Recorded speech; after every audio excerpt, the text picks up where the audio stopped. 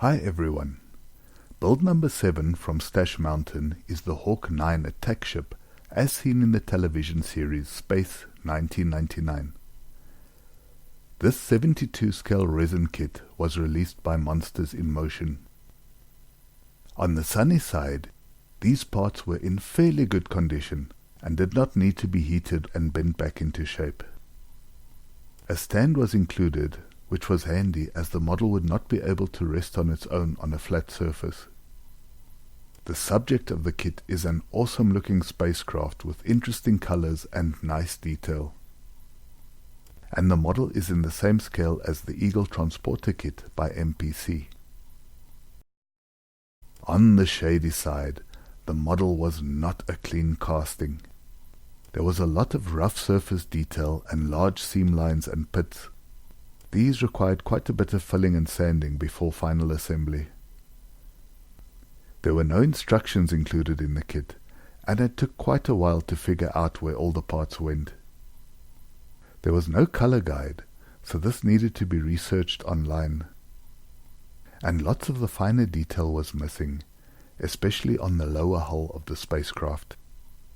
I have purchased many other resin kits from Monsters in Motion, which are all of excellent quality, but this kit was not up to their usual high standards. So, for this kit, I think a score of 2 golden ostrich eggs is quite fair. I do love the subject of the kit, and I enjoyed the challenge of putting everything together. On opening the box, the first thing I noticed was that everything was packed neatly and securely. To me, this was a good sign that the parts would be in great shape too. The smaller parts were packed separately in a thick plastic bag. They had a lot of flash, almost like a thin membrane between the finer details. This was quite normal for a resin casting, and easy to remove with a sharp X-Acto blade. The rear engine was nicely detailed with very few defects.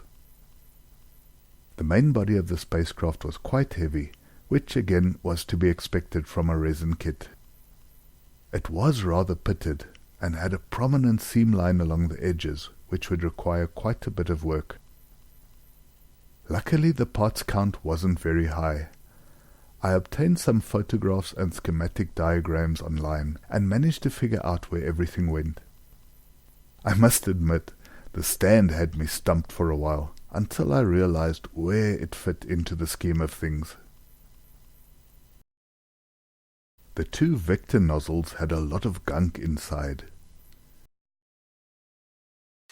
I used a Dremel abrasive grinder to remove all of the excess material.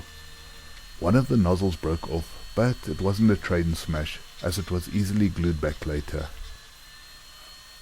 After removing all of that membranous flash from the smaller parts, it was time to give everything a good wash. This is especially important when working with resin parts, as they are often coated with a layer of releasing agent. I scrubbed the parts in some warm, slightly soapy water and used a soft toothbrush to get into all the nooks and crannies. Afterwards, the soapy residue was rinsed off under running water. My next task was to scratch build all of the missing detail on the lower hull of the spacecraft. I started by molding the 2 missing canisters. For this task, I hauled out my trusted frog's eggs.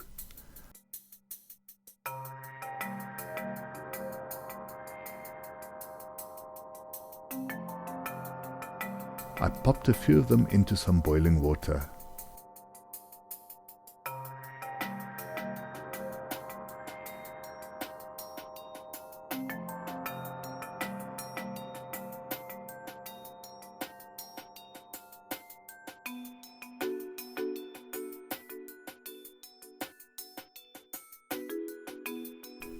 Once the eggs were softened, I molded them into 2 spheres, which I then rolled out to flatten them into cylinders.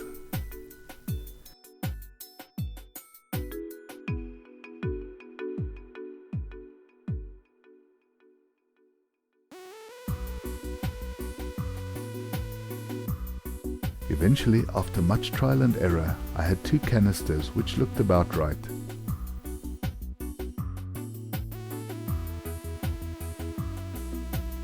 Please excuse the paint spatters on the port nacelle. They were the result of a failed attempt at pre-shading.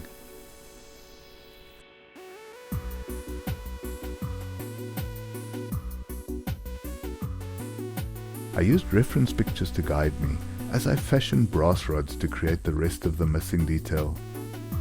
Various lengths and sizes were bent into shape and attached to the hull using CA glue.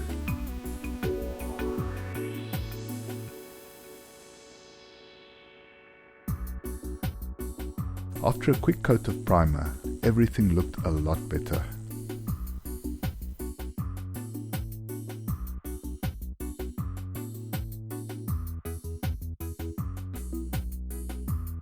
The model received a coat of gloss white paint, and I proceeded to paint the windows of the cockpit by hand. For this task, I used Tamiya gloss black acrylic. I did the same with the bowels of the vector nozzles and the main engine. A nice coat of gloss black really helps to bring out the shine of any subsequent metal coats.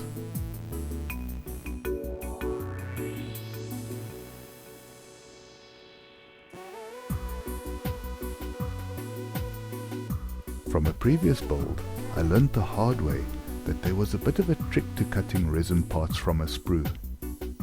Smaller parts are quite brittle and would normally shatter quite easily when a cut is made. To prevent this from happening, I placed the sprues in some hot water for just a few seconds before cutting them. This way, they become a lot softer and it's a simple task to separate them from their sprues using a sharp X-Acto blade.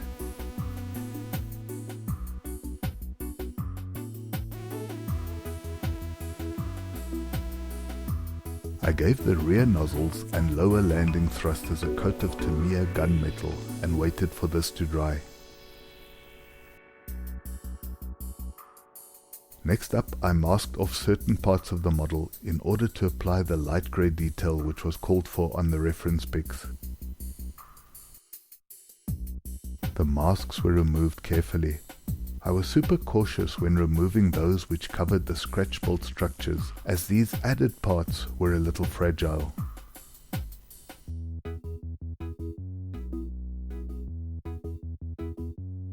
The rest of the detail was painted by hand. There were a lot of parts that needed a coat of orange paint. This color was originally used in the TV series, and the result was an attack ship which looked like a formidable adversary. I wanted to give the base a nice shiny gold color. The first step was to apply a glossy base coat of dark brown. This brown coat seems to bring out the shine of the gold paint much better than a black coat does. I drilled holes in the rear of the model as well as the main engine assembly. This allowed me to insert a small brass rod in order to pin the main engine to the rest of the model. By pinning the parts, one can minimize the chances of the engine breaking off by accident. A quick coat of clear glass was applied using a rattle can. Once the glass coat was dry, I decided to do some weathering. Originally, I had planned to use an oil wash made with MIG Starship filth, but was eventually reluctant to do this as it would probably cause the model to become darker. So I opted for a Tamiya weathering kit, and I slowly applied the powder to the various panels of the spacecraft.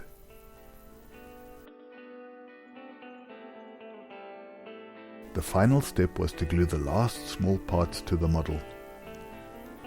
I started referring to these parts as the roof rack and mudguards of the model. The roof rack was a little tricky, as some of the legs needed to be weighted down while drying.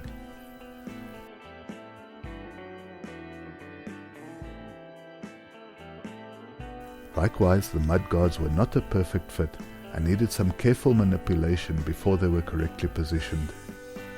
These new parts were also weathered to match the rest of the model.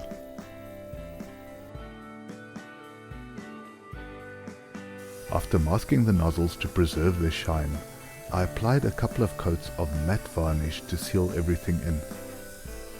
The varnish also helped to dull down the shininess of the gloss paints I had used previously and gave the model a more natural look.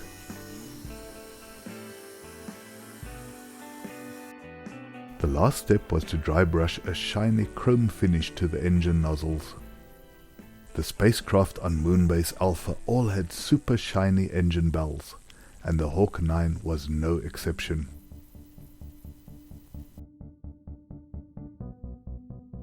And with that, I'm calling her done. Resin kits usually require a bit more elbow grease than their styrene counterparts. I suspect that this particular kit was a low-end garage kit, which actually turned out to be a fun challenge. That said, I am happy with the way it turned out, and have grown to appreciate the rough and ready final look of the Hawk 9 attack ship. So long, and thanks for watching.